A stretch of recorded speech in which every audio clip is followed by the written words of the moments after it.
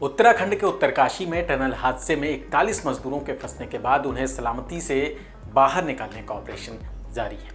इस हादसे का जिम्मेदार कौन है, किसकी लापरवाही के चलते ये हादसा हुआ, ये सब सवाल तो उठ ही रहे हैं। लेकिन इन सब के बीच सबसे बड़ा सवाल उठ रहा है इस टनल के निर्माण कार्य में जुटी कंपनी पर, जिसका नाम है Navyug engineering company limited.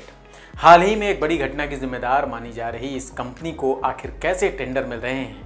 Uttarakhand tunnel हादसा कोई पहला हादसा नहीं है।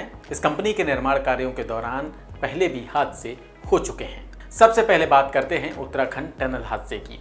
उत्तराखंड के उत्तरकाशी में सिलक्यारा सुरंग हादसे में फंसे 41 मजदूरों को अब तक नहीं निकाला जा सका है। सिलक्यारा सुरंग में पिछले रविवार सुबह अचानक भूस्खलन हो गया था। इससे काफी मलबा भर गया था और उस मलबे में मजदूर फंस गए थे। मलबा करीब 60 मीटर लंबाई तक आ चुका है। इस मलबे को हटाने के लिए अमेरिका में बनी आगर मशीन को भी लाया गया था, लेकिन शुक्रवार को आगर मशीन की बेयरिंग में गड़बड़ी आ गई। इसके अलावा मशीन को चलाने के दौरान ऊपर से काफ़ी मिट्टी भी गिरने लगी थी।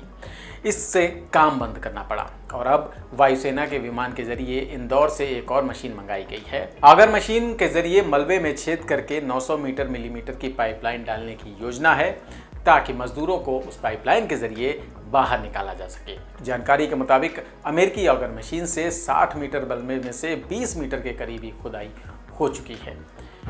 900 मिलीमीटर की अब तक की 5 पाइपलाइन डाली गई हैं। अब 40 मीटर और खुदाई करने का काम इंदौर से मंगाई गई आगर मशीन से किया जाएगा। मजदूरों को पहले से पड़ी पानी की पाइपलाइन के जरिए भोजन और ऑक्सीजन दिया जा रहा है। फिलहाल उनकी हालत ठीक बताई जा रही है। मजदूरों से वॉकी टॉकी के जरिए लगातार संपर्क भी बना हुआ है। कहा जा रहा है कि 40 मीटर तक के मलबे में खुदाई करने में अभी 2 से 3 दिन और भी लग सकते हैं। इसके अलावा सुरंग में ऊपर से और मिट्टी गिरने से रोकना भी एक बड़ी चुनौती है। उत्तराखंड की राजधानी देहरादून में इस काम पर नजर रखने के लिए कंट्रोल रूम बनाया गया है। अपर मुख्य सचिव राधा रतूड़ी ने भी शुक्रवार को वहां पहुंचकर मजदूरों को बचाने के काम का जायजा लिया था। मजदूरों को सुरंग से निकालने के लिए राज्य के अलावा केंद्रीय एजेंसियों को भी लगाया गया है। वहीं मीडिया में आ रही खबरों में अब ये बात आ रही है कि सिलक्यारा सुरंग बनाने वाली नवोदय इंजीनियरिंग कंपनी ने हादसे से बचने के लिए पहले से कोई व्यवस्था नहीं की थी। कहीं भी सुरंग बनाने के काम करने के साथ साथ एक वैकल्पिक रास्ता भी बनाया जाता है, ताकि किसी हादसे के वक्त मजदूरों को सकुशल बाहर निकाला जा सके। कहा जा रहा है कि सिलक्यारा सुरंग में इस तरह का कोई वैकल्पिक रास्ता नहीं बनाया गया था। वहीं कुछ स्थानीय लोग इसे कंपनी की कारगुजारी की वजह से दैवीय आपदा भी मान रहे हैं।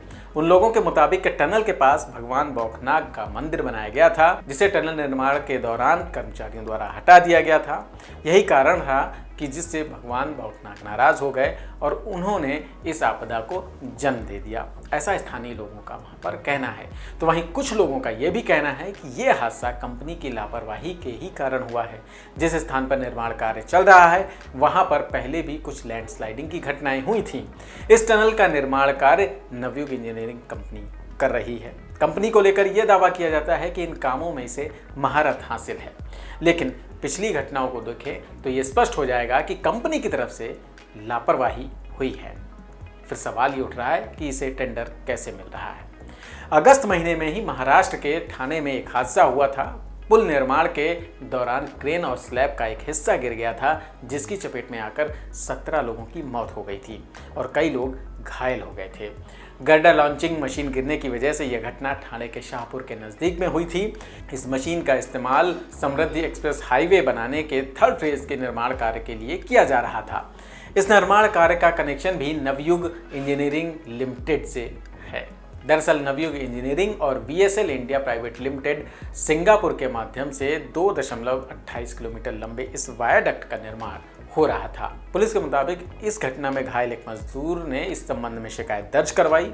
वह मजदूर VSL प्राइवेट लिमिटेड के लिए काम करता था और VSL प्राइवेट लिमिटेड को इस गर्डर लॉन्चर का ठेका किसी और ने नहीं बल्कि नवयुग इंजीनियरिंग लिमिटेड ने ही दिया था। पुलिस ने कंपनी के खिलाफ IPC की धारा 304A, 337, 34 के अलावा अन्य धाराओं में मुकदमा दर्ज किया था। अगस्त के बाद अब नवंबर में ये हादसा, जाहिर है कंपनी के इस तरह के रवैये को लेकर सवाल तो उठेंगे ही। उत्तरकाशी में जिस सुरंग में यह हादसा हुआ है वो 4 धाम ऑल वेदर रोड परियोजना का ही पार्ट है और इस हादसे के लिए कहीं ना कहीं लोग अब कंपनी की लापरवाही को जिम्मेदार ठहरा रहे हैं। फिलहाल सरकार प्रशासन सब तेजी से राहत कार्य में जुटे हैं।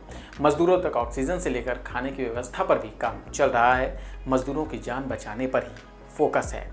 ऐसे में खामियां कहां हैं, उसकी जानकारी आगे आने वाली जांच में भी सामने आ जाएगा। इस वीडियो में इतना ही, फिर मिलेंगे। नमस्कार।